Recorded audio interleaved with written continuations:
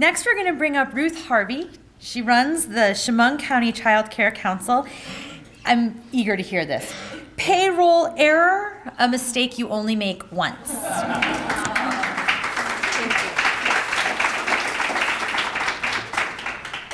Thank you.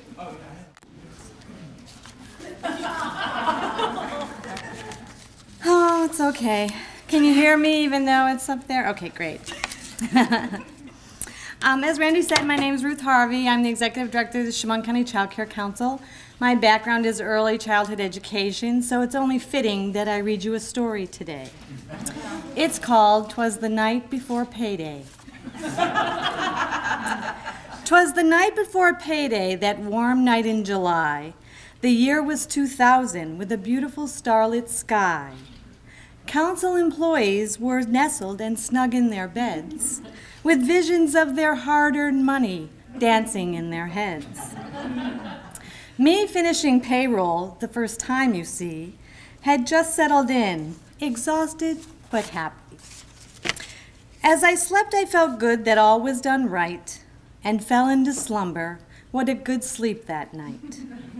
I arrived at the office the very next morn, got settled in, all happy and warm, when what to my wondering eyes would appear but all of my staff just about in tears.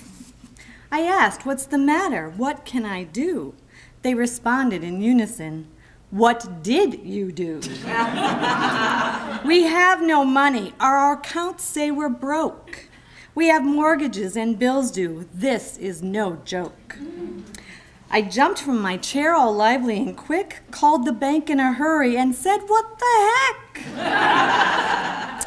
I quickly explained my staff were not paid. "I'm sure I did this right. What mistake have you made?"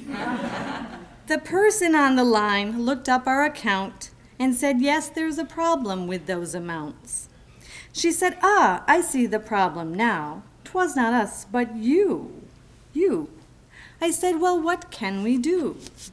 She said, "Well, let's see. You did it all in reverse." I bit my lip and tried not to curse. "You mean I tried to take money out of their hands instead of paying them, took from their accounts in demand?" Fix it, quick. My staff are not happy. This must be a trick." She calmly started clicking and said, "There, it's done. Your employees now have money. The damage is undone." I ran to tell my staff as fast as I could. They looked skeptical, but they understood. Back to work they all went, sighing, "Oh dear."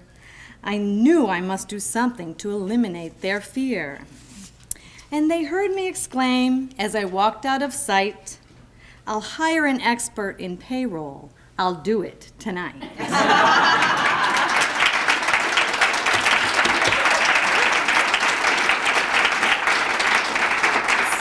So here's what happened. We were part of a larger organization and we became independent rather suddenly. The boards all voted and the stars all aligned.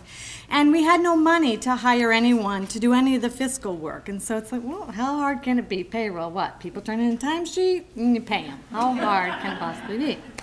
So I said, I can do this. And so that's what I did. And the problem became when I was online doing the transfers, and the language is very different than the way my brain thinks. And so when I thought I was putting money from our agency account into staff accounts, I wasn't. I was taking money from staff accounts and putting it into the agency. Now, one might think that that's a pretty creative, way to fund our organization, but it's not legal. And I don't pay people enough that they even have enough money for me to be taking it out of their accounts, myself included. I also promised staff if anything bounces, we'll cover those fees and all of that. So everything ended up being fine. But what I learned from this was that it's really there comes a time where you have to really assess what you're really good at. And you have to assess what you're really not. And for those things that you're really not good at, you got to find someone who is, because they're going to take 10 minutes to do what it's going to take you 3 days to do, and they're not going to make major mess ups like I made. And the last thing I think I learned from that is to always hire really understanding employees, because that helped me a lot with having people understand. And I was thinking as I was coming, I didn't read anything in the fine print for this summit that we couldn't lobby for ourselves. And I know that not-for-profits are not supposed to be lobbying, so I thought it would be a safe effort in this environment. And I have learned from our political leaders who spend millions and millions and millions and millions of dollars on campaign propaganda that works, because we keep voting people into office. So what I have for each of you is a $100 bill. It is non-negotiable. That's me on the money. And because I talked about payroll and payday, there's a payday candy bar. So that will remind you to vote for Ruth. It's all about payday.